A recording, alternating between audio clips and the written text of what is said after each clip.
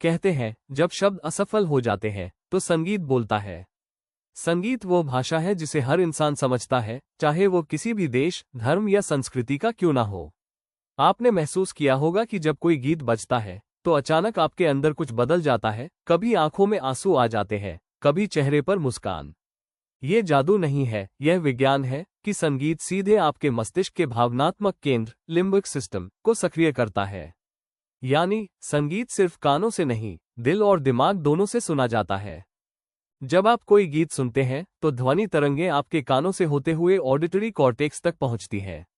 यहीं से यह जानकारी आपके दिमाग के कई हिस्सों में फैल जाती है। अमिगडाला, जो भावनाओं को नियंत्रित करता है, हिपोकैम्पस, जो यादें बनाता है, और प्रीफ्रंटल कॉर्टेक्स, जो निर्णय लेने में मदद करता है। यही कारण है कि कोई पुराना गाना सुनकर पुरानी यादें ताज़ा हो जाती हैं, या कोई रोमांटिक गाना सुनकर अचानक मन खुश हो जाता है। संगीत दिमाग की उन तारों को छूता है जो शब्दों से नहीं छू सकती। क्या आपने गौर किया है कि तेज बीट्स वाला गाना सुनते ही आपका एनर्जी लेवल बढ़ जाता है? या धीमा, सॉफ्ट म्यूजिक सुनते ही आप रिलैक्स महसूस करते हैं? दरअसल, संगीत आपके हार्ट रेट, ब्लड प्रेशर और हार्मोन स्तर को प्रभावित करता है। तेज रिदम डोपामिन और एड्रेनालिन बढ़ाता है, जिससे आप ऊर्जावान महसूस करते हैं, जबकि धीमा म्यूजिक सेरोटोनिन और ऑक्सीटोसिन बढ़ाता है, जिससे आप शांत महसूस करते हैं। यानी, म्यूजिक आपका इमोशनल रिमोट कंट्रोल है। आपके जीवन में कुछ गाने ऐसे होते हैं जो आपके दर्द को भी समझते हैं। जब आप दुखी होते हैं और कोई सॉरोफुल गाना सुनते हैं, तो आप रोते भी हैं लेकिन अजीब तरह से सुकून महसूस करते हैं। यह इसलिए क्योंकि उदास संगीत आपके अंदर एम्पैथी और इमोशनल रिलीज पैदा करता है। आपके मस्तिष्क को यह महसूस होता है कि कोई और भी आपकी भावना को समझ रहा है, और यही जुड़ाव राहत का कारण बनता है। वैज्ञानिकों ने पाया है कि म्यूजिक कॉर्टिसोल, तनाव हार्मोन, को कम करता है। जब आप रिलैक्सिंग या इंस्ट्रूमेंटल म्यूजिक सुनते हैं तो आपकी सांसें धीमी हो जाती हैं, दिल की धड़कन स्थिर होती है और मन शांत होता है। यही कारण है कि आजकल म्यूजिक थेरेपी का इस्तेमाल चिंता, अवसाद और अनिद्रा के इलाज में किया जा रहा है। संगीत शरीर को नहीं, आत्मा को भी उपचार देता है।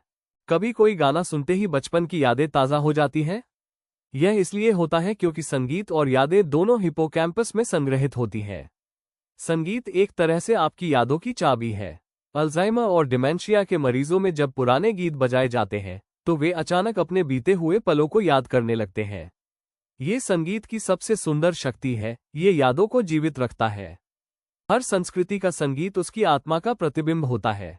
भारतीय राग, अफ्रीकी ड्रम्स, जापानी फ्लूट, सब अपने अपने तरीके से भावनाएं व्यक्त करते हैं।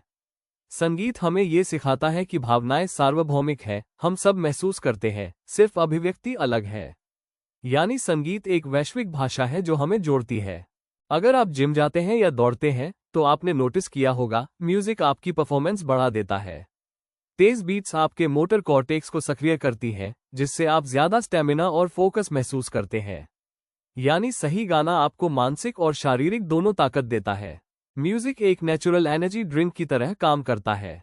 धीमा और सॉफ्ट म्यूजिक आपके पैरासिम्पैथेटिक नर्वस सिस्टम को एक्टिव करता है, जिससे शरीर को आराम और नींद के लिए तैयार किया जाता है। सोने से पहले लोरी सुनना सिर्फ बच्चों के लिए नहीं, बड़ों के लिए भी एक प्रभावी तरीका है गहरी नींद पाने का। म्यूजिक आपके ब्रेन वेव्स को स्लो अल्फा स्टेट में ले जाता है, जहां शांति, सुकून और नींद एक हो जाते हैं। संगीत हमारे अंदर छिपी भावनाओं का आईना है। ये हमें खुद को समझने में मदद करता है, कब हम खुश हैं, कब हमें शांति चाहिए, कब हम टूटे हैं। म्यूजिक सिर्फ ध्वनि नहीं, यह एक अनुभव है जो हमें जोड़ता है, हमारी आत्मा, यादों और दुनिया से। तो अगली बार जब आप कोई गीत सुने, उसे सिर्फ सुने नहीं, महसूस करें, क्योंकि शायद वही गीत आपके मूड को बदल दे। अगर आपको यह वीडियो पसंद आया हो तो इसे लाइक करें, अपने दोस्तों के साथ शेयर करें, और हमारे चैनल हील माइंड और बॉडी को सब्सक्राइब करना बिल्कुल न भूलें, क्योंकि यहाँ हम हर हफ्ते आपके लिए लाते हैं ऐसी जानकारियाँ जो आपके मन और शरीर दोनों को स्वस्थ बनाती हैं। धन्यवाद, और जुड़े रहें हील माइंड और बॉडी के साथ। डिजी।